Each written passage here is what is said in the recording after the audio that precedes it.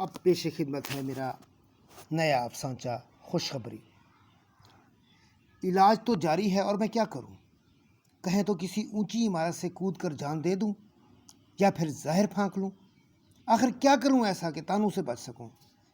ایک ہی بار مار ڈالیں یا ایک ہی بار سب قصور معاف کریں، میری روح کا آزار تو ختم ہو، ورنہ میں گھٹ گھٹ کر جان دے دوں گی اس قید خانے میں جس کی دیواریں مجھے کچلنے لگی ہیں۔ اب سناٹے میرا گلا دبانے لگے ہیں، میری روح کسی دن مردہ ہو جائے گی۔ دیکھ لینا، وہ سسک اٹھی تھی۔ اب کیا ہو گیا ہے؟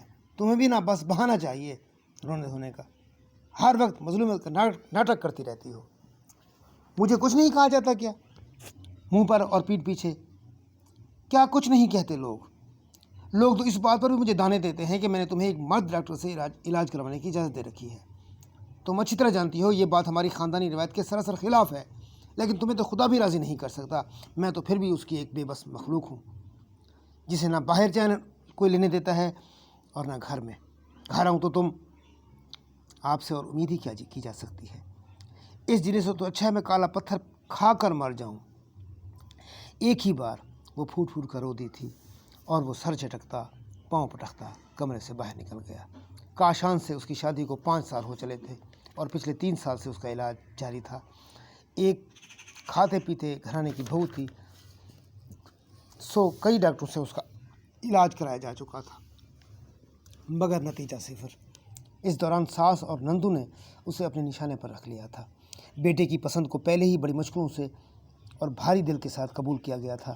قبول کیا جاتا، برداشت کیا جا رہا تھا، اور اب تو ان کے پاس اپنی نفرت کے اظہار کا اچھا بہانہ ہاتھ آ گیا تھا اور وہ اس سے خوب استفادہ کر رہے تھے۔ آج کل شہر کے سب سے معروف اور قابل ڈاکٹر سے اس کا علاج ہو رہا تھا۔ ڈاکٹر سہیل حال ہی میں امریکہ سے اعلیٰ ڈگری لے کر لوٹے تھے۔ ان کے علاج سے کئی گھرانوں میں خوشیوں کے چراغ جل اٹھے تھے۔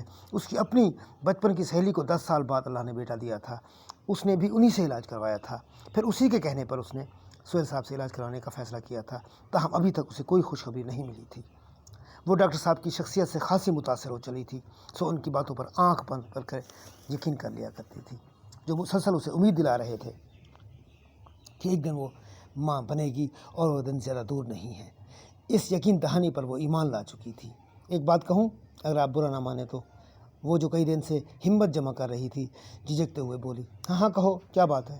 ڈاکٹر صاحب کہہ رہے ہیں کہ اگلی بار میں آپ کو اس بھی ساتھ لاؤں۔ آج شام کو مجھے وہاں جانا ہے 5 بجے۔ میرے پاس وقت نہیں ہے، آج میری 4:30 بجے انتہائی ضروری میٹنگ ہے، میں نہیں جا سکتا، پلیز۔ آپ کبھی گئے ہیں میرے ساتھ؟ ہر بار ملازمہ کے ساتھ جاتی ہوں، جیسے یہ میرا کام ہو، صرف میری رضا ہو، میری خواہش ہو، آپ کی نہ ہو۔ اچھا ایسا کریں، آپ اپنی رپورٹس تو مجھے دے دیں، میں ڈاکٹر صاحب کو دکھانا چاہتی ہوں۔ کیا بات کر رہی ہو؟ ڈاکٹر سہیل کے استاد پروفیسر کشور صاحب نے مجھے کلیئر کیا تھا اور کہا ہے کہ جو بھی مسئلہ ہے وہ میری بیوی میں ہے، اس کا علاج کراؤں۔ تمہارا علاج جاری ہے، تم دل لگا کر علاج کراؤ، انشاءاللہ ایک دن تمہارا گھر ضرور آباد ہوگا، تمہاری گود ضرور ہری ہوگی، دیکھ لینا، بس تم ڈاکٹر تبدیل مت کرو۔ میں نے کشور صاحب سے پوچھا تھا سہیل صاحب کا، انہوں نے بھی تائید کی ہے کہ سہیل صاحب ایک قابل ڈاکٹر ہیں۔